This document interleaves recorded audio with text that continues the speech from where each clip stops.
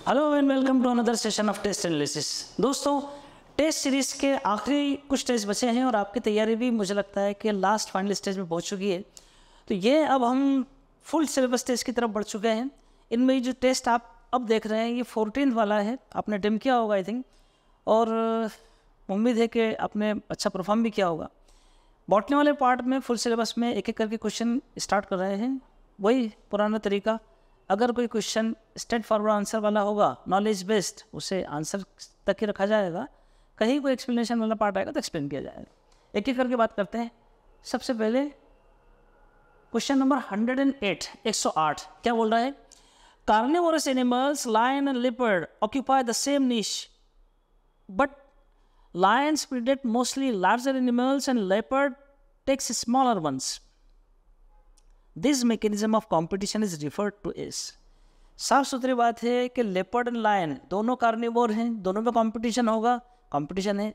लेकिन यहाँ क्या कर रहे हैं कि जो लेपर्ड है वो छोटे एनिमल्स को कंज्यूम कर रहा है, टाइगर बड़े एनिमल्स को कंज्यूम कर रहा है। यानी देखा जाए तो इनके बीच एक मुआहदा हो गया है, इनके बीच में एक अंडरस्टैंडिंग है। यानी इन्होंने क्या किया है, जो रिसोर्सेज हैं जिन्हें ये कंज्यूम कर रहे हैं उनमें पार्शनिंग कर दी है कि आप बड़े एनिमल्स खाओ, हम छोटे एनिमल्स खाएंगे, दोनों का भला होता रहेगा। इसको बोलते हैं, ये क्या है, रिसोर्सेज पार्शनिंग कहलाता है।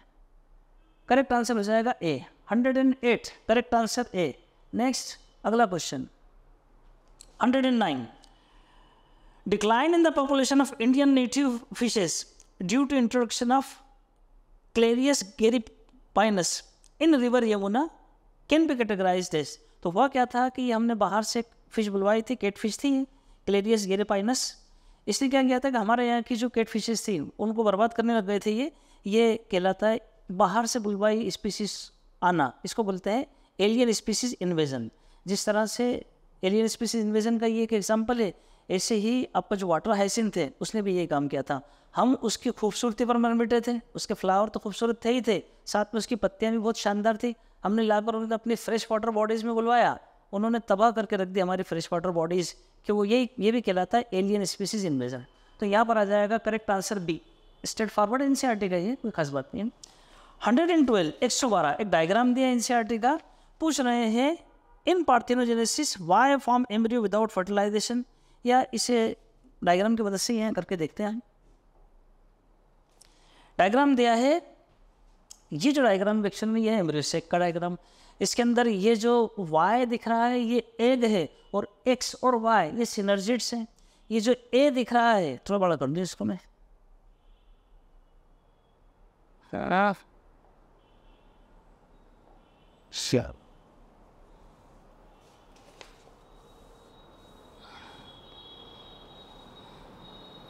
ओके। तो ये डायग्राम एनसीईआरटी में दिया है, आप देख सकेंगे वहाँ से भी।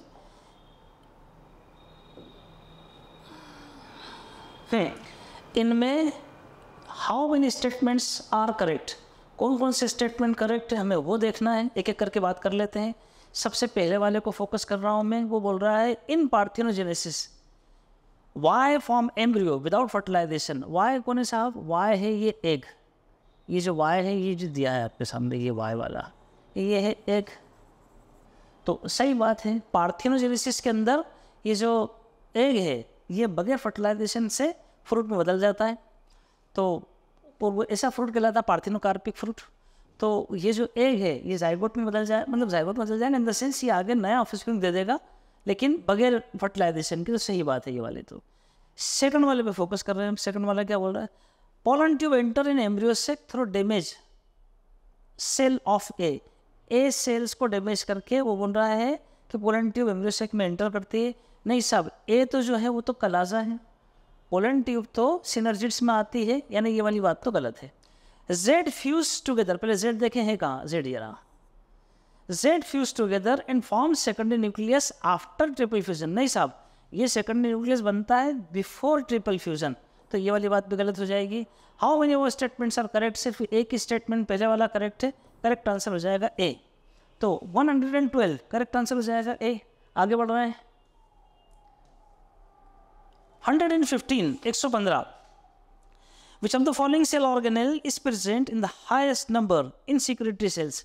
secretory cells यानी ऐसा सेल जो सीक्रेशन में इन्वॉल्व है, हार्मोन सीक्रेट कर रहा है, ज़्यादा एंजाइम सीक्रेट कर रहा है, क्या म्यूकस सिक्रेट कर रहा है, या ऑयल सिक्रेट कर रहा है, या आपका स्वेट सिक्रेट कर रहा है, सीबम सिक्रेट कर रहा है, कोई भी ऐसा सेल जो सीक्रेशन में इन्वॉल्व है, उनमें ज़्यादा अमाउंट किसका होगा, ज़्यादा नंबर किसका होगा, तो सबसे ज़्यादा होंगे इसके अंदर गोल्गी अपरेटस। गोल्गी अपरेटस के 2-3-4 काम है मेन, उनमें एक काम ही सिक्रेशन तो है ही, साथ में ये मॉडिफिकेशन का काम भी करता है और पैकेजिंग में भी मदद करता है। करेक्ट आंसर हो जाएगा डी 115। इसके बाद नेक्स्ट क्वेश्चन आ रहा है 116, 116। देखो भाई 116 क्या कह रहा है, non membranous nucleoplasmic structure in nucleus are the site for active synthesis of, यानी ये इनडायरेक्टली बात कर रहा है न्यूक्लियोलस की, और न्यूक्लियोलस क्या है, राइबोसोमल फैक्ट्री। क्यों? क्योंकि वो राइबोसोमल आरएनए का निर्माण करता है, उन्हें बनाता है। करेक्ट आंसर हो जाएगा ए 116 में ए।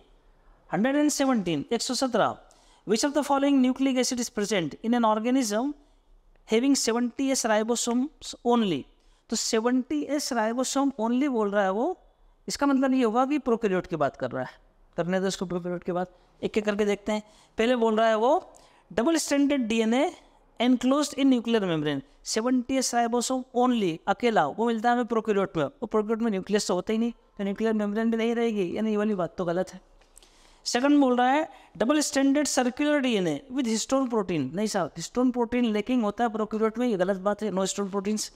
Single standard DNA with protein coat, single standard DNA किसी भी लिविंग बीइंग में देखने को नहीं मिलता, वायरस में मिलता है, उसे हम लिविंग बीइंग कंसिडर नहीं करते। Double standard circular naked DNA, यही सही बात है, डबल स्टैंडर्ड मिलेंगे, ये डबल स्टैंडर्ड मिलेंगे और सर्कुलर मिलेंगे, ये डबल स्टैंडर्ड हो गए, सर्कुलर भी हो गए, और नेकेड मतलब कोई न्यूक्लियर मेम्ब्रेन से एनक्लोज नहीं रहेगी। करेक्ट आंसर हो जाएगा डी। नेक्स्ट अगला क्वेश्चन 117 के बाद एक अगला क्वेश्चन आ रहा है 118। आफ्टर म्यूसिस फर्स्ट के बाद की बात हो रही, the resultant daughter cells have, तो जो रिजल्टेंट डॉटर सेल है उसके पास क्या होगा, ये सेल डिवीजन वाला पार्ट बहुत इंपॉर्टेंट है, समझने वाली बात है। देखते हैं, पहले अपन देखते हैं कि फॉर एग्जांपल ये वो सेल है जिसका मियोसिस होने वाला है, इसमें पहले होगा मियोसिस फर्स्ट, मियोसिस फर्स्ट में मुझे 2 सेल मिल जाएंगे, फिर होगा 2 सेल मान लो, या अगर साइटोकाइनेसिस नहीं हुआ तो कम 2 न्यूक्लियाई मिल जाएंगे मुझे, फिर मिल जाएगा, फिर आ जाएगा मियोसिस सेकंड, इसके अंदर मुझे ये 4 सेल मिल जाएंगे। ठीक है, मियोसिस जब भी होता है एक डिप्लॉयड सेल में होता है, यानी ट्वाइस एन, ठीक है, और जो इसके प्रोडक्ट बनते हैं वो एन वाले बनते हैं, एन। साथ में ये जो मियोसिस यानी म्यूसाइट, ऐसा सेल जिसका म्यूसिस होने वाला है यानी म्यूसाइट, वो डिप्लॉयड सेल तो होगा ही, साथ में एक मिनट के लिए मान लीजिए इसके अंदर अमाउंट ऑफ डीएनए वो है ट्वाइस सी। तो ये म्यूसिस फर्स्ट के बाद जो प्रोडक्ट बनते हैं इसके अंदर ये रियल रिडक्शन डिवीजन होता है, नंबर ऑफ क्रोमोसोम तो एन हो जाएंगे, इसमें भी नंबर ऑफ क्रोमोसोम तो प्लॉट हो जाएंगे, लेकिन साथ में यहाँ पर amount of DNA twice C, यहाँ पर भी amount of DNA twice C रहेगा। म्यूसिस सेकंड हम कराते हैं इसीलिए ताकि हम ट्वाइस सी को सी में बदल सकें, क्रोमोसोम नंबर तो आधे यही हो जाते हैं। अब देखते हैं क्या बोल रहा है, पहले बोल रहा है same amount of DNA after meiosis first, यानी यहाँ की बात कर रहा है, आफ्टर म्यूसिस फर्स्ट यानी यहाँ की बात हो रही है, इधर की, यहाँ इनकी बात हो रही है। क्या बात हो रही है इनकी, same amount of DNA in comparison to haploid gamete, amount of DNA, same amount of DNA in comparison to haploid gamete, ये रहे हेप्लॉइड गैमेट, इन सब के अंदर अमाउंट ऑफ डीएनए कितना होता है सी, लेकिन यहाँ पर जो अमाउंट ऑफ डीएनए, इसीलिए तो हमने म्यूसिस सेकंड कराया था अमाउंट ऑफ डीएनए आधा करने के लिए, लेकिन यहाँ पर तो amount of DNA twice C है, यहाँ पर अमाउंट ऑफ डीएनए सी होता है, पहली वाली बात तो गलत है। 4 times the amount of DNA in comparison to haploid gamete, haploid gamete ये रहे, इनके कंपैरिजन में 4 times नहीं 4 times नहीं बल्कि ट्वाइस, दुगना होता है, तो ये पहले वाली बात भी गलत है, दूसरे वाली बात भी गलत है। Second, same amount of DNA as the parent cell in S phase, S phase के अंदर जो पेरेंट सेल होगा, तो देखो पेरेंट सेल एस फेज के अंदर आएगा मतलब हो जाएगा 4C, amount of DNA, DNA replication होता है। तो बोल रहा है म्यूसिस फर्स्ट पर मतलब ये जो सेल्स हैं, नाम दे देते अपन इसे ए सेल बोल दो, ये बी सेल है ना, एक जैसे ही हो तो ए और बी, या ए कोई सा भी एक ले लो, पेरेंट सेल मान लीजिए पेरेंट सेल था एक्स, तो वो बोल रहा है कि same amount of DNA is in the parent cells in X S phase. साफ सुथरी बात है, यहाँ पर तो मिल रहा है मुझे 4C, यहाँ पर ट्वाइस सी, सेम अमाउंट नहीं रहेगा, ये वाली बात भी गलत है। इधर आ जाओ, twice the amount of DNA in comparison to haploid gamete. Haploid gamete ये रहे, इसमें अमाउंट ऑफ डीएनए सी है, ट्वाइस दोगुना है, सही बात है, म्यूसिस फर्स्ट के बाद में, करेक्ट आंसर हो जाएगा डी। ये अच्छा क्वेश्चन था, इस तरह के क्वेश्चन की प्रैक्टिस होना चाहिए। अमाउंट ऑफ डीएनए और नंबर ऑफ क्रोमोसोम पर क्वेश्चन आते हैं। 118, इसके बाद में 125, 125 की बात कर लेते हैं। मैच द कॉलम है, नहीं से सकते कॉलम पर मैच, क्या बोल रहा है वो, एक्स एक्स एक्स और मेथड ऑफ सेक्स डिटर्मिनेशन, ये ग्रास हॉपर में देखने को मिलता है। फिर X X X Y method of sex determination, Turner syndrome नहीं साहब, फीमेल हेट्रोगेमेटिक नहीं, इसमें फीमेल होमोगेमेटिक, हाँ इसमें एक्स एक्स एक्स वाई के अंदर फीमेल होमोगेमेटिक होती है। देन कैरियोटाइप 45 यानी 45 क्रोमोसोम किस में मिलेंगे, टर्नर सिंड्रोम में। कैसे मिलते हैं वो, 44 + X0, हाँ सही बात है, यानी C1 के साथ मैच कर जाएगा। ZWZZ method of sex determination, यानी जो बर्ड्स के अंदर पाइसिस के अंदर होता है उनमें फीमेल हेट्रोगेमेटिक होती है, यानी डी के साथ मिल जाएगा सेकंड वाला। तो ए के साथ मिल गया है थर्ड वाला, ए के साथ थर्ड यहाँ दिख रहा है, बी के साथ फोर्थ वाला सही है, सी के साथ फर्स्ट वाला सही है, डी के साथ सेकंड वाला सही है, तो करेक्ट आंसर हो जाएगा ए। नेक्स्ट अगला 125 के बाद में 126, वो बोल रहा है what will be the sequence of mRNA produced by the following strand. Following stretch of DNA या स्ट्रैंड भी बोल सकते हैं। तो एक डीएनए का स्ट्रैंड दिया है 3 प्राइम टू 5 प्राइम, ये 3 प्राइम टू 5 प्राइम ये है टेम्पलेट स्ट्रैंड, और तो फिर उल्टा 5 प्राइम टू 3 प्राइम ये हो जाएगा कोडिंग स्ट्रैंड, ठीक है। What may be the sequence of mRNA produce, हमें mRNA जो बनेगा इनसे उसका सीक्वेंस पता लगाना है। एक साफ सुथरा अच्छा तरीका है इसके अंदर, हमें क्या देखना चाहिए, हमें देखना चाहिए कोडिंग स्ट्रैंड, कोडिंग स्ट्रैंड। तो वो जो नया यानी mRNA जो बनता है वो कोडिंग स्ट्रैंड जैसा बनता है। जैसा से क्या मतलब है, सिमिलर, सेम नहीं, सिमिलर बनेगा। तो उस जैसा से क्या मतलब है, बस इतना अंतर आएगा कि सीक्वेंस ये रहेगा 5 प्राइम टू 3 प्राइम रहेगा, जहाँ जहाँ टी होगा वहाँ वहाँ यू आ जाएगा, बस इससे ज़्यादा कुछ भी नहीं होगा। तो अपन एक एक करके देखते हैं। सबसे पहले ए वाले ऑप्शन को देख रहे हैं, उसमें उसने दिया है 3 प्राइम टू 5 प्राइम। हमारा जो mRNA का सीक्वेंस होना चाहिए वो 5 प्राइम टू 3 प्राइम होना चाहिए। उल्टा भी दे सकता है, मतलब 5 प्राइम टू 3 प्राइम इधर है, हम इधर से भी देख सकते हैं। पहले इधर टी है, 5 इधर सी है, यू आना चाहिए था, मतलब ये गलत हो गया, तो ए तो गलत हो गया। बी वाले में देखो 5 प्राइम हाँ है, 3 प्राइम हाँ है, तो इधर से ही देख लेंगे।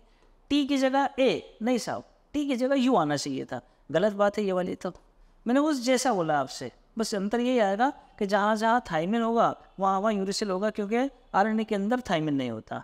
इसको देखो ये भी दिया है 3 प्राइम टू 5 प्राइम, तो उधर से पढ़ेंगे, इधर टी है तो इधर यू आना चाहिए था, नहीं आ रहा है, मतलब ये भी गलत बात है। लास्ट बचा है यही सही होगा, लेकिन देख लेते हैं, थोड़ा कलर चेंज करके इसको करने की कोशिश करते हैं। ये है 5 प्राइम टू 3 प्राइम, ये भी है 5 प्राइम टू 3 प्राइम, बढ़िया है। यहाँ टी है, यहाँ यू है, मैच कर रहा है क्योंकि यही चेक करता था।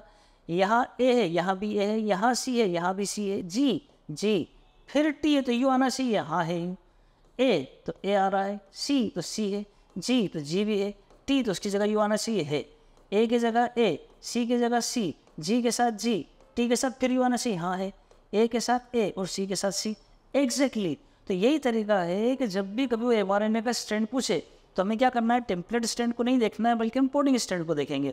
और क्या करेंगे, जो सीक्वेंस कोडिंग स्ट्रैंड का होगा वही हमारे mRNA का सीक्वेंस भी होने वाला है। अंतर मात्र क्या आएगा, जहाँ जहाँ हमारे कोडिंग स्ट्रैंड के अंदर टी होगा उन जगहों पर हमारे mRNA के अंदर यू आने वाला है। ये सबसे आसान तरीका है इसका, तो करेक्ट आंसर हो जाएगा डी। अच्छा क्वेश्चन, इस टाइप के क्वेश्चन आते हैं। अनदर 126 के बाद 127 को देख लेते हैं। वो बोल रहा है match the following RNA polymerase with their transcriptional products. तो सही अपनों को पता है कि 3 टाइप के आरएनए पॉलीमरेज मिलते हैं हमें। आरएनए पॉलीमर यूकैरियोट की बात कर रहा हूँ, आरएनए पॉलीमरेज 1, 2 और 3। तो लिख रहा है वो आरएनए पॉलीमरेज 1 और 2, तो 2 वाला तो हमें दे देता है एसएनआरएनए, 1 वाला हमें दे देता है राइबोसोमल आरएनए, और थर्ड वाला दे देता हमें tRNA, यानी ए के अंदर तो आ जाएगा सेकंड, ए के अंदर सेकंड यहाँ देख रहा है, डी के अंदर आ जाएगा थर्ड है, सी के अंदर आ जाएगा फर्स्ट है। Correct answer a straight forward NCERT के अंदर इन्फॉर्मेशन दी है और इस पे बेस्ड क्वेश्चन आते हैं। 127, इसके बाद 128 फिर मैच द कॉलम आ रहा है, सॉरी 130 मैच द कॉलम आ रहा है, देखते हैं क्या बोल रहा है वो। Pollens protected by mucilaginous covering, तो पॉलन म्यूसिलेजिनस कवरिंग से प्रोटेक्टेड काय में होगा, एक्वेटिक प्लांट्स के अंदर होगा, क्योंकि अगर म्यूसिलेज से कवर नहीं करेंगे तो पॉलन ग्रेन वाटर एब्जॉर्ब करके वेट गीला हो जाएगा और सेटल हो जाएगा। वाटर पॉलिनेटेड प्लांट के अंदर होगा ये वाला, यानी 1 के अंदर क्यों आना चाहिए, तो 1 के अंदर क्यों यहाँ पर भी है, यहाँ पर भी है, यहाँ नहीं है, तो ये दो तो खत्म ही हो गया। देन सेकंड इससे डिसाइड हो जाएगा। सेकंड क्या है, pollen grains are light and non sticky, ये विंड पॉलिनेटेड प्लांट के लिए सही बात है, तो सेकंड के लिए पी आना चाहिए, सेकंड के लिए पी यहाँ पर है, इसका मतलब करेक्ट आंसर हो जाएगा सी। दूसरे भी देख लेते हैं। Third, flowers are large colourful fragrant and rich in nectar, यानी बढ़िया खुशबू भी देंगे और नेक्टर भी देंगे, किन के अंदर, इंसेक्ट पॉलिनेटेड प्लांट के अंदर होगा, उन्हें मेहनताना या उनका रिवार्ड देना पड़ेगा हमें इंसेक्ट्स को, तो थर्ड के अंदर आ रहना चाहिए, आ रहा है। Fourth, device to prevent inbreeding, inbreeding यानी सेल्फ पॉलिनेशन को रोकने का डिवाइस क्या है, सेल्फ इनकॉम्पेटिबिलिटी, जो कि एक जेनेटिक फैक्टर होता है। फोर्थ के लिए एस आएगा, करेक्ट आंसर हो जाएगा सी। 130 करेक्ट आंसर सी। नेक्स्ट अगला क्वेश्चन 131 131 एजर्शन रीजन है, इसी के काफ़ी प्रैक्टिस होना चाहिए। मेजॉरिटी ऑफ फ्लावरिंग प्लांट्स है bisexual flowers, still they show cross pollination, बिल्कुल सही बात है, ज़्यादातर जो फ्लावर्स होते हैं वो बायसेक्सुअल होते हैं, कि फिर भी उसके बाद भी वो क्रॉस पॉलिनेशन शो करते हैं, ये सही स्टेटमेंट है। सेकंड देखें, continued cell pollination results in inbreeding depression, क्यों, लगातार अगर सेल्फिंग कराओगे तो इनब्रीडिंग डिप्रेशन हो जाएगा, जिससे इवोल्यूशनरी पॉइंट ऑफ व्यू से हार्मफुल होगा, यानी नए नए फीचर्स देखने को नहीं मिल पाएंगे। सेल पॉलिनेशन अगर होगा तो सारे कैरेक्टर, इनब्रीडिंग डिप्रेशन का यही मतलब होगा, जिससे नए नए फीचर ठीक से डेवलप नहीं हो पाएंगे, इसलिए ये वाली बात भी सही है कि सेल पॉलिनेशन कराओगे तो इनब्रीडिंग डिप्रेशन होगा। रीजन और true and the reason is the correct explanation, correct answer हो जाएगा ए। अगला 131 के बाद 137 137 क्वेश्चन क्या बोलना देख लेते हैं। Crossing over takes place between which chromatids and in which stage in the cell cycle, किन, ये क्रॉसिंग ओवर पर क्वेश्चन आते रहते भाई, किन स्टेज में होगा और किन के बीच में होगा, एक एक करके देखते हैं। नॉन सिस्टर क्रोमेटिड्स के बीच में होगा क्या, हाँ होगा। ऑफ होमोलॉगस क्रोमोसोम्स होगा क्या, हाँ होमोलॉगस क्रोमोसोम्स रहेंगे, नॉन सिस्टर क्रोमेटिड के बीच में होगा, यानी ये एक क्रोमोसोम है, ये इसका होमोलॉगस क्रोमोसोम है, और इनके जो नॉन सिस्टर क्रोमेटिड्स हैं, यानी ये वाले, ये जो नॉन सिस्टर क्रोमेटिड्स हैं, ये आपस में सिस्टर क्रोमेटिड हैं दोनों, ये भी आपस में सिस्टर क्रोमेटिड है, ये वाले और ये वाले आपस में नॉन सिस्टर क्रोमेटिड्स हैं, इनके बीच में होगा क्रॉसिंग ओवर, सही बात है। तो अपन देखते हैं आगे क्या बोल रहा है वो। At zygotene stage, colour change करो, जाइगोटिन स्टेज के अंदर नहीं साहब, ये पैकेटिन स्टेज के अंदर होता है, तो ये वाली बात गलत हो गई। नॉन सिस्टर क्रोमेटिड्स, हाँ, ऑफ नॉन होमोलॉगस नहीं साहब, होमोलॉगस क्रोमोसोम के बीच में होता है, या नॉन होमोलॉगस गलत बात लिखी, यानी ये स्टेटमेंट भी गया। नॉन सिस्टर क्रोमेटिड्स, हाँ सही बात है, ऑफ नॉन होमोलॉगस नहीं, नॉन होमोलॉगस नहीं बल्कि होमोलॉगस क्रोमोसोम के बीच में होगा। थर्ड भी गया, फोर्थ ही सही होगा, देख भी लेते हैं एक बार।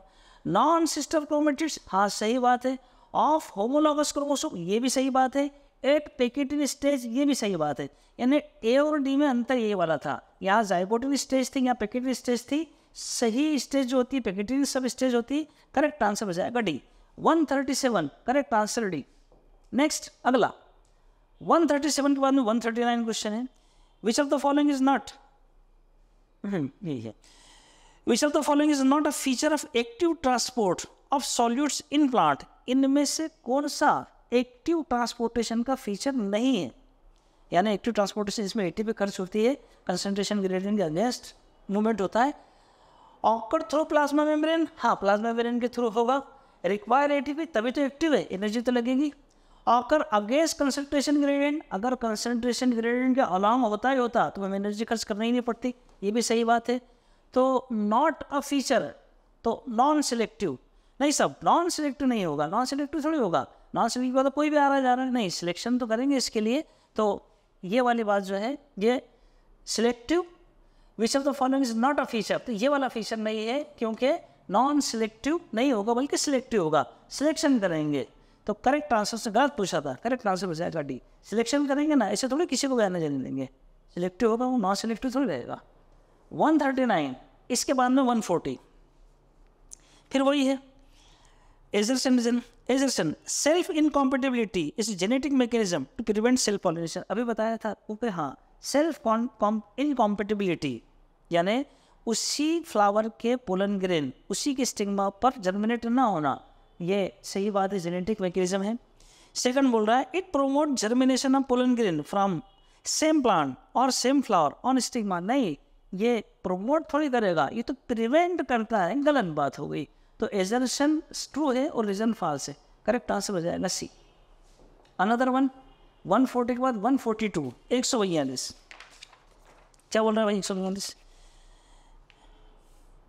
Where is the respiratory electron transport system यानी ETS लोकेटेड इन प्लांट। तो प्लांट्स में ETS कहाँ पर होगा, वो माइटोकॉन्ड्रियल के इनर माइटोकॉन्ड्रियल मेम्ब्रेन के अंदर होगा, यानी इनर माइटोकॉन्ड्रियल मेम्ब्रेन में होगा, करेक्ट आंसर हो जाएगा ए। 142 में करेक्ट आंसर ए हो जाएगा।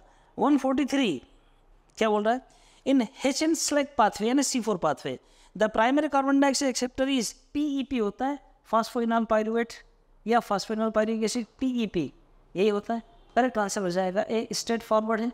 ऑक्सीडेसिटिक एसिड तो पहला स्टेबल प्रोडक्ट बनता है, PGA फास्फोलिक एसिड नहीं, क्या रहेगा फास्फोइनॉल पाइरुवेट PEP, टेप्पो के प्रेजेंस में ये काम करेगा, करेक्ट आंसर 143 का ए। अनदर वन 44 क्या बोल रहा है, removal of shoot tip is a very useful technique to boost the production of tea leaves. चाय के बागान को में अच्छी पैदावार प्राप्त करने के लिए हमें जो शूट टिप है उसे रिमूव करना पड़ता है, कर दो रिमूव। दिस इज बिकॉज, ऐसा क्यों करते हो आप, ऐसा इसलिए करते हैं कि अगर शूट टिप हम रिमूव कर देंगे तो जो लेटरल ब्रांचेस हैं उनमें अच्छी ग्रोथ होगी, तो जहाँ हमें शूट टिप का, अच्छा उससे क्या होता है, शूट टिप पर होता है ऑक्सिन, ऑक्सिन क्या करता है, अपाइकल डोमिनेंस शो करता है, जिससे लेटरल ब्रांचेस नहीं निकल पाती, हम उसे हटा देते हैं तो लेटरल ब्रांचेस निकलती है, हमारी बढ़िया फसल, बम्पर फसल पैदा होती है। तो ये रिमूवल वाला effect of auxin is remove and growth of lateral buds enhance, सही बात है, तो ये वाली बात तो सही है, ये करते हैं हमेशा करते हैं। जिब्रेन कोई रोल ही नहीं है इनका, तो ऑक्सिन प्रिवेंट लीफ ड्रॉप सब गलत बात है। तो हम क्या करेंगे कि जैसे फॉर एग्जांपल ये कोई चाय का पौधा है, हम उसके ऊपर के शूट टिप की कुछ लीव्स ले लेते हैं, इस पर होता है ऑक्सिन, वो क्या करता है जो लेटरल ब्रांचेज उनको डेवलप नहीं होने देता है, हम इसको अगर काट देते हैं तो लेटरली बहुत सारी ब्रांचेज आ जाती है, उन सब की टिप पर से फिर हम पत्तियाँ कलेक्ट करते हैं तो हमारा प्रोडक्शन ज़्यादा हो जाता है। 144 में करेक्ट आंसर हो जाएगा ए। 145 145 की बात करते हैं। 145 145 क्या बोल रहा है, one scientist cultured Cladophora in a suspension of azotobacter and illuminated the culture by splitting light through the prism, यानी प्रिज्म के से स्प्लिट करके लाइट को डिस्पर्स किया और उसके अलग अलग वेवलेंथ में तोड़ दिया। He observed that bacteria accumulated mainly in the region of, तो एक्चुअल में हो क्या रहा है कि हमने जो एजोटोबैक्टर लिया वो एक एरोबिक बैक्टीरिया है। हम एक्चुअल में ये जो है, ये जो एक्सपेरिमेंट है आपका, जो फोटोसिंथेसिस के अंदर 3 एक एक्सपेरिमेंट दिए हैं, उनके अंदर एक एक्सपेरिमेंट इसी तरह का था जिसके अंदर प्रिज्म की मदद से, जैसे क्या एक्सपेरिमेंट था, हमने ये प्रिज्म लिया, इसकी मदद से वाइट लाइट का ब्रेकडाउन किया 7 रंगों में, और यहाँ पर एक अरेंजमेंट किया जिसके अंदर हमने एक फिलामेंटस की क्लेडोफोरा को ले लिया और फोटोसिंथेसिस होने दिया इन सब लाइटों पे। ये जब लाइटें पड़ेंगी यहाँ पर, ये एंजलमैन वाला एक्सपेरिमेंट है, यहाँ पर लाइट अलग अलग वेवलेंथ की जब पड़ेंगी, और यहाँ पर हमने सस्पेंशन में क्या ले लिया है, ये लिया है, कहाँ गया, एजोटोबैक्टर, जो कि एक एरोबिक बैक्टीरिया है। तो क्या होगा, जिस जगह पर फोटोसिंथेसिस ज़्यादा होगा उस जगह पर ऑक्सीजन ज़्यादा निकलेगा, एजोटोबैक्टर उन जगहों पर ज़्यादा एक्यूमुलेट होगा। वो कौन सी जगह होंगी, वो होगा ब्लू एंड रेड रीजन, तो करेक्ट आंसर हो जाएगा बी। ये एक्सपेरिमेंट है एंजलमैन का। 146 146 146 की बात करते थे। In order to increase the yield of sugarcane crop, which of the following plant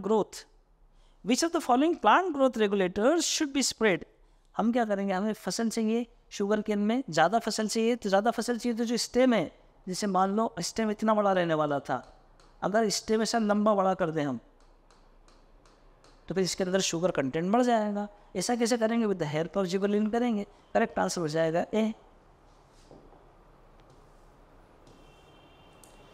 151 क्या बोल रहा है 151? Western Ghats have a large number of plants and animal species that are not found anywhere else. Which of the following term will you use to notify such species? Western Ghats, जैसे अब हम India का map draw करें तो ये वाला जो घाट होता है ये ईस्टर्न घाट होता है, ये जो इधर वाला होता है ये वेस्टर्न घाट होता है, ये इस तरफ वेस्टर्न घाट, यहाँ पर हमें खूब मिलने वाली है। तो इसी जगह पर लोकलाइज्ड हैं, इसलिए ये जो स्पीसीज़ हैं ये कहलाते हैं एंडेमिक स्पीसीज। एंडेमिक स्पीसीज कहलाते हैं। करेक्ट आंसर एंडेमिक आ जाएगा। 152 टर्म है उसके लिए। 152 which of the following statement about methanogen is not correct. ये कुछ स्टेटमेंट दिए हैं, इनमें से पूछना चाह रहे हैं कि कौन सा मीथेनोजन यानी मीथेन बनाने वाले बैक्टीरिया के लिए सत्य नहीं है। दे ग्रो एरोबिकली, नहीं साहब, वो एन एरोबिकली ग्रो करते हैं, तो ये वाला ही गलत हो गया। आगे और देख लेते हैं। दे प्रोड्यूस मीथेन गैस, हाँ साहब मीथेन गैस प्रोड्यूस करते हैं, ये वाली बात तो सही है। They can be used to produce biogas, हाँ अगर मीथेन का कंसनट्रेशन ज़्यादा होता है बायोगैस कहलाती है वो, सही बात है। They are found in the rumen of cattle and their excreta, बिल्कुल सही बात है। और रूमन इसीलिए तो रूमिनेंट एनिमल कहलाते हैं। तो यहाँ पर बढ़िया रूमन के अंदर रहेंगे, कंपाउंड स्टॉक होता है, ये वाली बात भी सही है। वो पूछ रहा है incorrect, not correct, correct answer हो जाएगा ए। 152 इसके बाद नेक्स्ट वाला आ रहा है 155 155। क्या बोल रहा है वो? Between which among the following the relationship it is not an example of commensalism. Commensalism का फार्मूला एनसीईआरटी में दिया है। क्या होता है सब कमेंसलिज्म? हार्मलेस कमेंसलिज्म, जिसमें एक स्पीसीज बेनिफिटेड होती है और एक न्यूट्रल होती है, ना फायदा ना नुकसान, ठीक है। तो सी एनिमल एंड क्लाउन फिश, हाँ इसके अंदर होता है बिल्कुल फ़ायदा। जो क्लाउन फिश और सी एनिमल के सहारे चलती रहती है, सी एनिमल को तो कोई फ़ायदा नहीं होता, लेकिन क्लाउन फिश को फ़ायदा हो जाता है, दुश्मन से बच जाती है, सही बात है। Female wasp and fig species, नहीं साहब ये तो म्यूचुअलिज्म यानी कोई इवोल्यूशन का एग्जाम्पल है। दोनों को फ़ायदा होता है। फीमेल वास्प फिग के फ्रूट में अंडे देती बड़ी, मतलब ओवरी में अंडे देगी बढ़िया, वहाँ पर उसे खाना वाना मिलेगा, बदले में फिग का भी भला हो जाएगा, उसका पॉलिनेशन हो जाएगा। तो ये कमेंसलिज्म नहीं है, बल्कि इसके अंदर बेनिफिट ही है, दोनों को बेनिफिट मिलता है। ये वाला orchid and the tree on which it grows, तो ऑर्किड एनसीईआरटी में दिया है कि ऑर्किड मैंगो ट्री के ऊपर उगता है। मैंगो को तो कोई फ़ायदा ना नुकसान, जीरो, लेकिन ऑर्किड इसका भला हो जाता है। केटल एग्रेट एंड ग्रेजिंग केटल, तो ग्रेजिंग केटल ग्रेजिंग करते हुए जाते हैं, वहाँ पर जो केटल एग्रेट बर्ड्स होती है वहाँ पर आसपास खड़े होती हैं। जब ये केटल ग्रेजिंग करता है तो वो जो इंसेक्ट वो उड़ते हैं उन्हें ये केटल एग्रेट खाते हैं। इससे ग्रेजिंग केटल को तो कोई फ़ायदा नुकसान कुछ भी नहीं, जीरो, लेकिन हाँ एग्रेट बर्ड केटल एग्रेट का भला हो जाता है, ये फ़ायदे में हो जाते हैं। हमें कमेंसलिज्म चाहिए, यानी एक को फ़ायदा एक को कुछ भी नहीं, दूसरे सब जगह तो मिल रहा है, यहाँ पर दोनों को फ़ायदा मिल रहा है। ये कमेंसलिज्म तो नहीं है म्यूचुअलिज्म है। नेक्स्ट 155 इसके बाद में अगला 162 162 क्या बोल रहा है देख लेते हैं। विच of the following shows world phyllotaxy, arrangement of leaf है वर्ल्ड फाइलोटेक्सी, एनसीईआरटी का डायरेक्ट है। करेक्ट आंसर अल्सोनिया, करेक्ट आंसर हो जाएगा ए। कोई खास बात नहीं, ये आंसर आ जाएगा, उसका याद ही करना है वो तो। 163 163 regeneration of damage growing grass following grazing is largely due to, तो ये होता है ये इंसिडेंट स्टेट फॉरवर्ड है, इंटरकैलरी मेरिस्टेम से होता है ये वाला काम। करेक्ट आंसर हो जाएगा ए। 163 में इंटरकैलरी मेरिस्टेम। देन 157 फिर से 157 आ गया।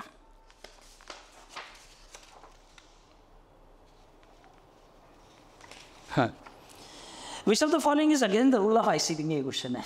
कौन सा आईसीबीएन के रूल के अगेंस्ट है, एक एक करके बात करते हैं। पहले बोल रहा है वो scientific names are in Latin and should be italicised, italicised को तिल से लिखना चाहिए, सही बात है, ये तो कर रहा है, एक नियम है। सेकंड वाला generic and specific names should be written starting with small letter, नहीं साहब जेनेरिक नेम तो कैपिटल लेटर से लिखा जाएगा, हाँ वो जो स्पेसिफिक एपिथेट है उसे स्मॉल लेटर से लिखेंगे ना, ये बात गलत है। तो ये करेक्ट आंसर हो जाएगा, उसने नॉट ही पूछा था, अगेंस्ट से पूछा था। करेक्ट आंसर हो जाएगा बी। सी और डी को भी देखना चाहेंगे अपन। Handwritten scientific names should be underline, सही बात है। अगर छापोगे प्रिंट करोगे तो इटैलिक्स तिरछे लिखना, और अगर हाथ से लिखोगे तो अंडरलाइन करना अलग अलग। जेनेरिक नेम स्पेसिफिक नेम सबको अलग अलग करना, करेक्ट बात है ये। अगला, every species should have a generic name and a specific epithet, सही बात है, ये भी होना चाहिए। तो करेक्ट आंसर हो जाएगा बी। डी वाला अकॉर्डिंगली नहीं है। 158, made cow disease in kettle is caused by an organism which has, made cow disease, इसी से मिलती जुलती जो डिसीज है, यानी जो मेड काउ डिसीज है वो spongiform encephalopathy. Mad cow disease, free RNA without protein coat, free DNA without protein coat, inert crystalline structure, abnormally folded protein. तो एक्चुअल में क्या होता है, जो वायरस होता है, वायरस के अंदर हमें यानी डीएनए या आरएनए दोनों, डीएनए भी दोनों टाइप का, सिंगल स्टैंडर्ड भी और डबल स्टैंडर्ड भी, आरएनए भी दोनों टाइप का, डबल स्टैंडर्ड भी और सिंगल स्टैंडर्ड भी, ये वायरस के अंदर हमें मिलता है। अब इनसे मिलता है और क्या मिलेगा वायरस के अंदर, प्लस प्रोटीन मिलेगा। प्रोटीन अकेला अगर प्रोटीन इन्फेक्शंस हो जाएगा तो वो कहलाएगा प्रियॉन्स, और आरएनए वो भी सिंगल स्टैंडर्ड, अगर ये काम करने लगा वो कहलाएगा ये वायरस है, वायरॉइड हो जाएगा, ये वायरॉइड हो जाएगा, ये प्रियॉन्स हो जाएगा। तो ये जो प्रियॉन्स है वो प्रोटीनेशियस इन्फेक्शियस पार्टिकल प्रियॉन्स। तो एक एक करके बात कर रहे हैं। इसमें क्या होता है, ये जो केटल में जो डिसीज हो रही है मेड काउ डिसीज, ये एक्चुअल में एबनॉर्मली फोल्डेड प्रोटीन्स होते हैं जो न्यूरॉन्स के अंदर जाते हैं और वहाँ पर भी प्रोटीन्स को एबनॉर्मली फोल्डेड कर देते हैं। करेक्ट आंसर हो जाएगा डी 158 में। तो वायरॉइड यानी वो आरएनए वाला पार्ट और प्रियॉन्स वाले यानी प्रोटीन वाला part. 159, which of the following statement is correct, कुछ स्टेटमेंट दिए, कौन सा करेक्ट है एक एक करके देखते हैं। पहले बोल रहा है वो fungal component of lichen is called phycobiont, नहीं साहब वो तो माइकोबायोन कहलाता है, गलत बात है। Lichens are not good pollution indicator, नहीं साहब सल्फर डाइऑक्साइड के तो पॉल्यूशन इंडिकेटर है, ये भी गलत बात है। फिर बोल रहा है lichens do not grow in polluted area, हाँ ये सही बात है, पॉल्यूटेड एरिया में नहीं ग्रो करते हैं। आपको करेक्ट पूछा था, करेक्ट आंसर हो जाएगा सी। डी भी देख लेते हैं। Algal component of lichen is called mycobiont, नहीं साहब वो तो फाइकोबायोन कहलाते हैं, ये गलत बात है। करेक्ट आंसर हो जाएगा सी। 159 के बाद 160 160, मेज the organism in column first, एक को सेकंड से करना है, कोई खास बात नहीं है, करते हैं। ए हेलोफिल्स, वो सॉल्ट एरिया में मिलेंगे अपनों को, यानी ए के अंदर तो आ जाएगा फोर्थ वाला, ए के अंदर फोर्थ क्या दिख रहा है क्या, हाँ ए के अंदर फोर्थ दिख रहा है सी के अंदर, तो बी वाले को इमेज कर लेते हैं। थर्मो एसिडोफिल्स यानी बी, हॉट सल्फर स्प्रिंग्स के अंदर देखने को मिलता है, यानी बी के अंदर एक मिल जाएगा मुझे। मीथेनोजन वो गट्स ऑफ रूमिनेंट में देखने को मिलेगा, इससे पहले क्वेश्चन में देखा अपनों ने। साइनोबैक्टीरिया एक्वेटिक एनवायरनमेंट के अंदर देखने को मिलेंगे, तो बी के अंदर फर्स्ट है, हाँ है, सी के अंदर थर्ड है, हाँ है, डी के अंदर सेकंड है, हाँ है। करेक्ट आंसर हो जाएगा सी। नेक्स्ट अगला क्वेश्चन 160, इसके बाद में आ रहा है 164, 164 देख लेते हैं। Bicarpellary ovary with obliquely placed septum is seen in, ये कैरेक्टरिस्टिक फीचर है सोलेनेसी फैमिली का। करेक्ट आंसर हो जाएगा A Solanum, Solanum tuberosum Solanum melongena कोई भी हो सकता है, तो ये सोलेनेसी फैमिली का फीचर है। ये तो स्ट्रेट फॉरवर्ड, कोई खास बात नहीं है इसके अंदर। 165, कुछ मेज द कॉलम है। Golgi apparatus, lysosome, vacuole, ribosome, इनके बारे में देख लेते हैं जरा क्या बोल रहा है। देखिए सिंथेसिस ऑफ प्रोटीन, वो तो राइबोसोमल फैक्ट्री कहलाता है, यानी ये है। फिर trap waste and excretory product, वो वेक्यूल के अंदर चलेगा। फिर है फॉर्मेशन ऑफ ग्लाइकोप्रोटीन, ग्लाइकोलिपिड यानी ग्लाइकोसाइलेशन, गोल्गी एपरेटस ये वाला काम करती है। फिर बोल रहा है डाइजेस्टिंग बायोमोलिक्यूल्स, यानी वो लाइसोसोम के लिए सही बात है। तो हो गया ए में थर्ड यहाँ भी और यहाँ भी है। बी में फोर्थ यहाँ पर है, करेक्ट आंसर हो जाएगा सी। सी के अंदर सेकंड है, हाँ है। डी के अंदर फर्स्ट है, हाँ है। करेक्ट आंसर हो जाएगा सी।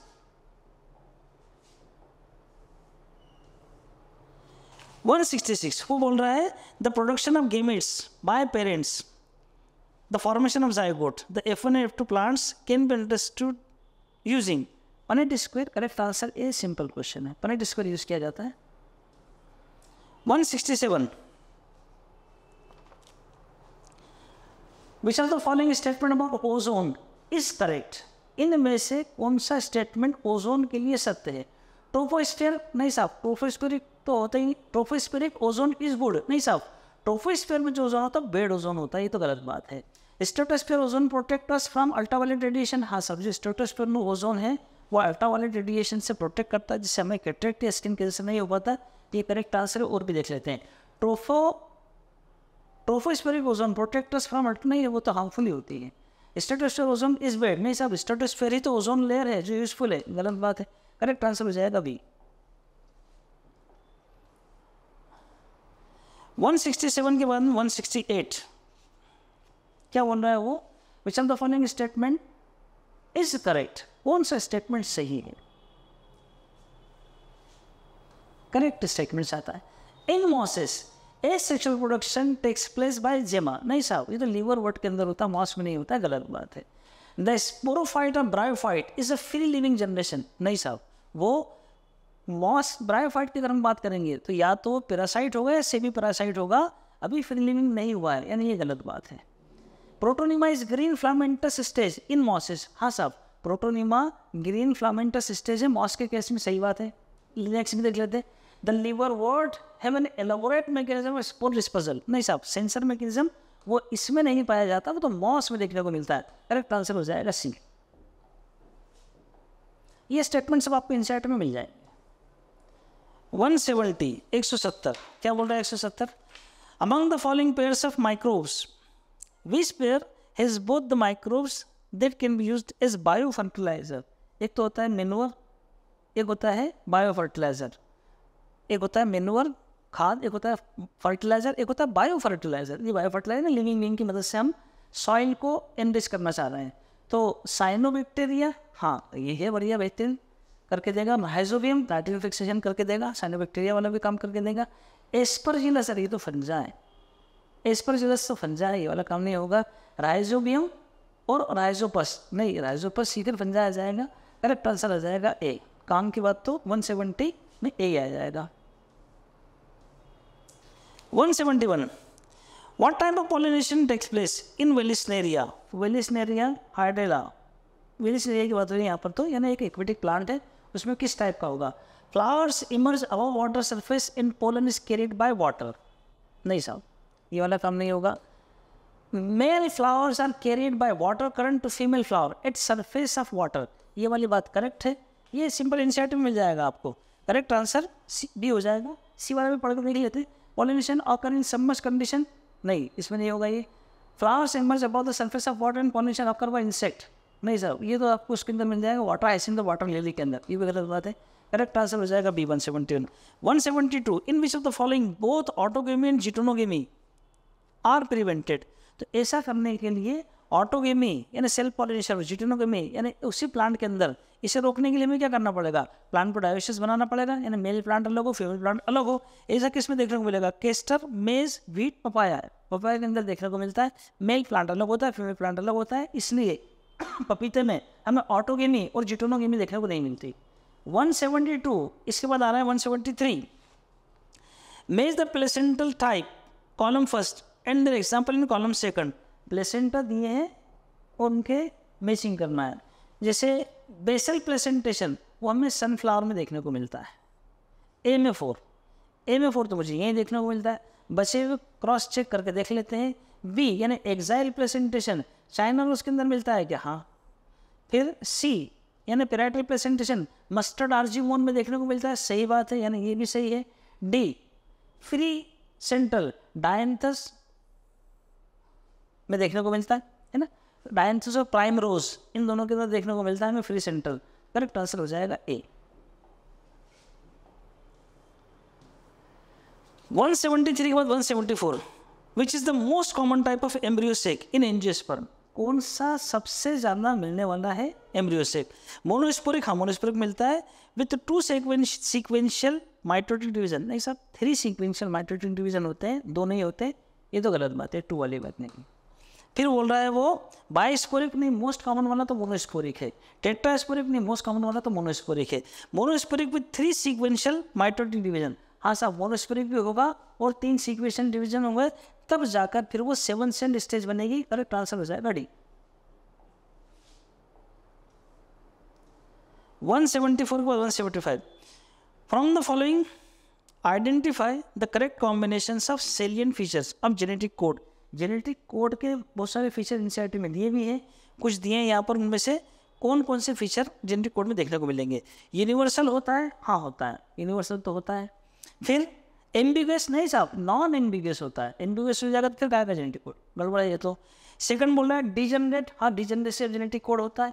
नॉन ओवरलैपिंग होता है, सही बात है। नॉन एम्बिगुअस भी होता है, और भी दूसरे देख लेते हैं। यूनिवर्सल होता है, हाँ। नॉन एम्बिगुअस होता है, ओवरलैपिंग नहीं होता। डिजनरेसी जेनेटिक कोड हाँ होता है, ओवरलैपिंग नहीं साहब, नॉन ओवरलैपिंग होता है। करेक्ट आंसर हो जाएगा बी। कॉमनलेस भी होता है, करेक्ट आंसर हो जाएगा बी। 175 के बाद में नेक्स्ट अगला 176, 176 वाला क्वेश्चन क्या बोल रहा है। Which scientist experimentally proved that DNA is the sole genetic material in bacteriophage. हर्शेन का एक्सपेरिमेंट है, करेक्ट आंसर हो जाएगा A. 177, 177, in the process of transcription in eukaryote the RNA polymerase first transcribe. तो आरएनए पॉलीमरेज जितने भी type के ribosomal RNA होते हैं उन सब कुछ करता है 5S को छोड़कर। तो ये सारे के सारे करेक्ट हैं, करेक्ट आंसर हो जाएगा ए। 5S को छोड़कर सबको करता है आरएनए पॉलीमरेज वाले। ज़्यादा स्ट्रेट फॉरवर्ड क्वेश्चन है, कोई ज़्यादा एक्सप्लेनेशन की जरूरत नहीं। 178, in which genetic condition each cell in the affected person has 3 sex chromosome. इनमें से किन में 3 सेक्स क्रोमोसोम रखेगा, यानी XY वाली कंडीशन होगी 3 रखेगा। फिनाइल कीटोनुरिया तो मेटाबॉलिक डिसऑर्डर, इसका कोई लेना देना नहीं है। टर्नर सिंड्रोम इसके अंदर तो होता है X0, 3 यार एक ही होता है, ये भी नहीं है। थैलेसेमिया ये भी मेटाबॉलिक डिसऑर्डर है। क्लाइनफेल्टर सिंड्रोम इसके अंदर हमें देखने को मिलता है 44 + XXY, यानी क्लाइनफेल्टर सिंड्रोम में देखने को मिलेगा। करेक्ट आंसर हो जाएगा डी। नेक्स्ट अगला 178 के बाद 179, what initiation and termination factors are involve in transcription in eukaryote. तो पता है अपनों को सिग्मा और रो, यानी करेक्ट आंसर हो जाएगा सी। रिस्पेक्टिवली पूछा है, यानी पहले मुझे बात करना पड़ेगी किसकी, इनिशिएशन फैक्टर की, वो होता है सिग्मा ये वाला, और टर्मिनेशन फैक्टर वो होता है रो। करेक्ट आंसर हो जाएगा सी। नेक्स्ट अगला 179 के बाद में आ जाएगा 181, in a marriage between male with blood group A and female with blood group B the progeny had either blood group AB और B, what could be the possible genotype of parent. अब देखो इस तरह के question भी बढ़िया होते हैं, करते आना चाहिए इनको भी। सिंपल सी बात है, वो बोल रहा है कि एक मैरिज हुआ बिटवीन मेल, ये रहा मेल, ये मेल, वो बोल रहा है इसका ब्लड ग्रुप है A, इस मेल का ब्लड ग्रुप A है, एंड फीमेल ये रही female with blood group B, इसका ब्लड ग्रुप वो बोल रहा है B।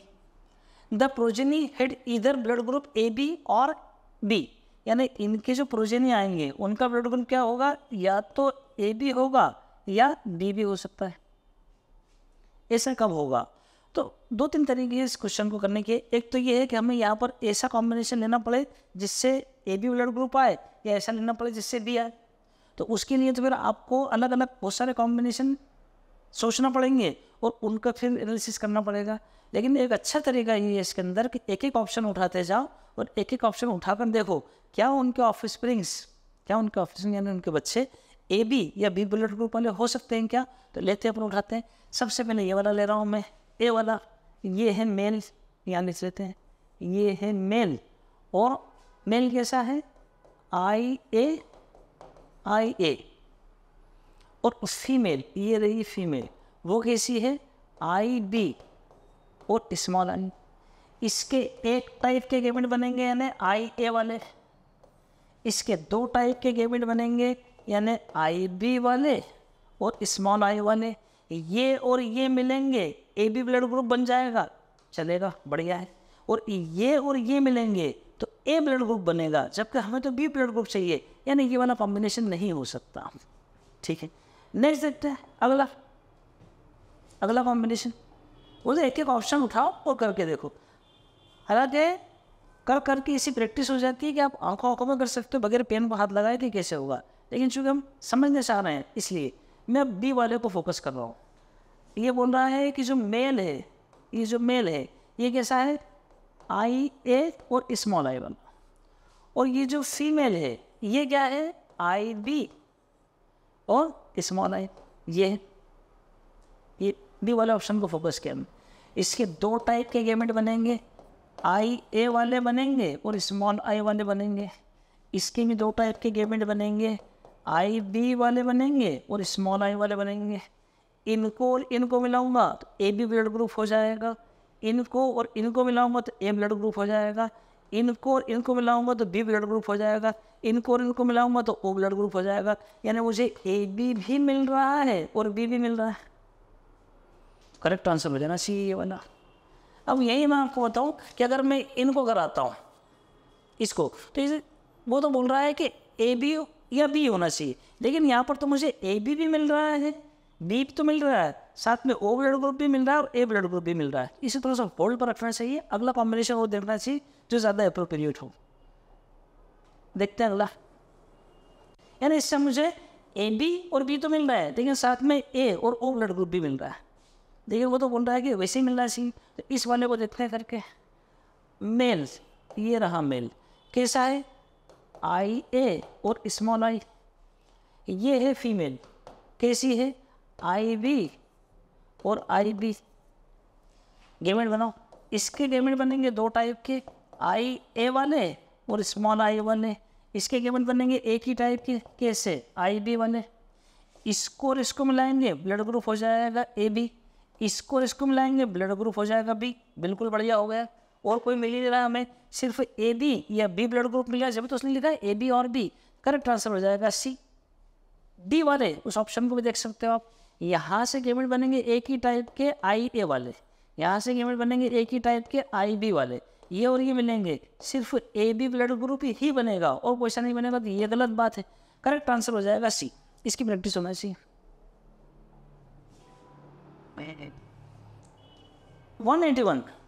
180 ये जो क्वेश्चन है इसके अंदर आप खुद भी ऐसे भी डिसाइड कर सकते हो।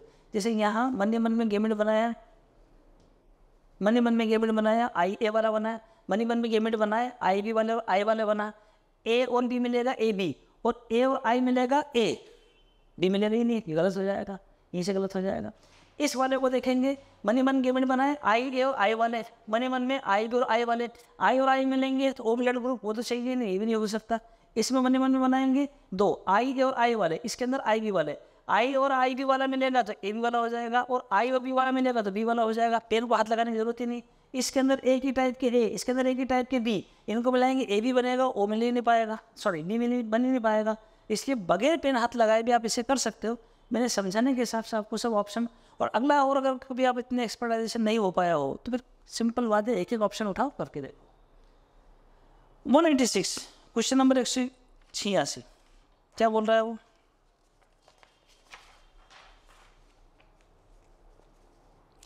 A biocontrol agent to be a part of an integrated pest management should be। एक इंटीग्रेटेड पेस्ट मैनेजमेंट के अंदर बायोकंट्रोल एजेंट कैसा होना चाहिए, नैरो स्पेक्ट्रम एंड सिम्बायोटिक। नहीं, नैरो स्पेक्ट्रम तो हो जाए, यानी कम को कवर करता हो, लेकिन सिम्बायोटिक उसी के साथ रख के क्या करेंगे, species specific and inactive on non target organism. ये बढ़िया बात है। नॉन टारगेट ऑर्गेनिज्म के लिए इनएक्टिव होना चाहिए, यानी जिन्हें हमें मारने नहीं हो उनके लिए इनएक्टिव होना चाहिए। उनका पता नहीं इकोसिस्टम में क्या रोल है, हम फालतू का के लिए हमारे नुकसान नहीं पहुंचा रहे, ऐसा होना चाहिए। साथ में से स्पीसीज स्पेसिफिक होना चाहिए, यानी टारगेट किलिंग होना चाहिए, ऐसा नहीं उठा के किसी को भी निपटा रहा। तो करेक्ट आंसर तो की है, उनको भी देख लेते हैं। स्पीसीज स्पेसिफिक होना चाहिए, सही बात है, लेकिन सिम्बायोटिक उसके साथ रख के क्या करेंगे, तो नुकसान पहुंचाता रहेगा, उसके साथ रखेंगे तो ये वाला काम नहीं करना है। हाँ, अगर कोई नाइट्रोजन फिक्सेशन करो तो बात अलग है, लेकिन यहाँ तो इंसेक्ट पेस्ट मैनेजमेंट करना है।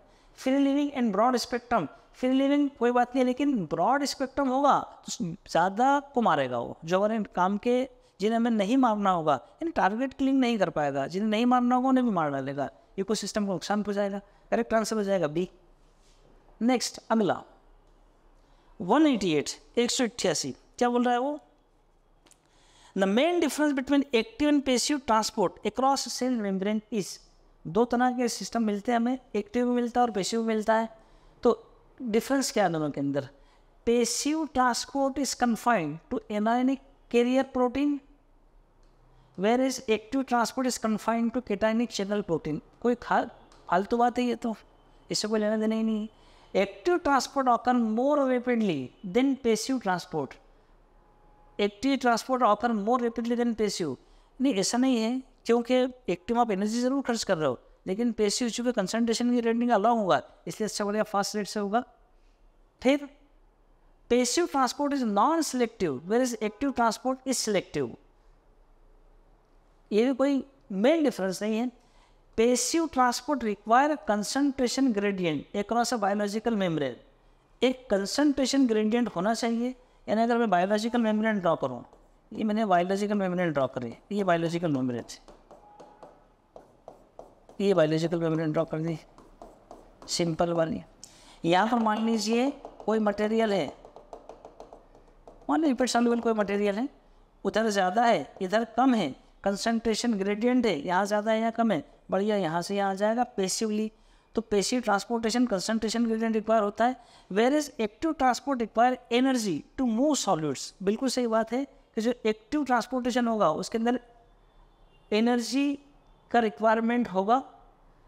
Passive transport require concentration gradient across a biological membrane, where is active transport require energy to move solids. बिल्कुल सही बात है, एक्टिव के लिए मुझे एटीपी खर्च करना पड़ेगी तभी तो एक्टिव, और पैसिव अलॉन्ग कंसंट्रेशन ग्रेडियंट हो जाएगा। करेक्ट आंसर हो जाएगा डी। नेक्स्ट अगला मोर एप्रोप्रिएट था वो 191 191। Autotrophic component of marine ecosystem includes, autotrophic component यानी जो प्रोड्यूसर होंगे वो कौन होंगे? फाइटोप्लैंक्टन होंगे और कौन होंगे? करेक्ट आंसर हो जाएगा ए 191। अगला नेक्स्ट क्वेश्चन 192, देखिए क्या बोलता है 192। विच of the following is not correct with respect two factors affecting decomposition process. कोई डिकम्पोजिशन प्रोसेस है वो उसके लिए क्या सत्य नहीं है, एक एक करके बात करते हैं, एक एक पढ़ते हैं। It is largely N oxygen requiring process, वो क्या चाहता है? Not correct. हाँ, ऑक्सीजन रिक्वायरिंग प्रोसेस है, चल जाएगा। It's rate is slower when Detroit is rich in water soluble sugar. नहीं साहब, उसमें तो रेट फास्टर होगा, गलत बात लिखी है। तो अगला warm and moist environment favour decomposition, सही बात है, वार्मथ होना चाहिए, थोड़ी सी मॉइस्चर भी होना चाहिए। Low temperature inhibit decomposition process, हाँ टेम्परेचर कम होगा तो इनहिबिट करेंगे डिकम्पोजिशन प्रोसेस को। ये रेफ्रिजरेटर में यही काम होता है, टेम्परेचर कम करके डिकम्पोजिशन स्लो रेट में कर देते हैं। उसने बोला नॉट करेक्ट, करेक्ट आंसर हो जाएगा बी। नेक्स्ट 193 में दे रहा है ये कहीं India although has only 2.4% of the world land, बिल्कुल सही बात है, वर्ल्ड लैंड एरिया का सिर्फ 2.4% हमारे पास है। And how much species diversity of the world it possess, 8.1% possess करता है। अच्छा रिकॉर्ड है हमारा, ट्रैक रिकॉर्ड इसके अंदर 193। नेक्स्ट अगला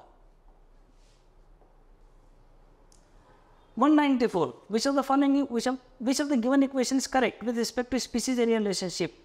एक सिंपल इक्वेशन है, आपको इंसाइड मिल जाएगी, log A log C plus Z log A।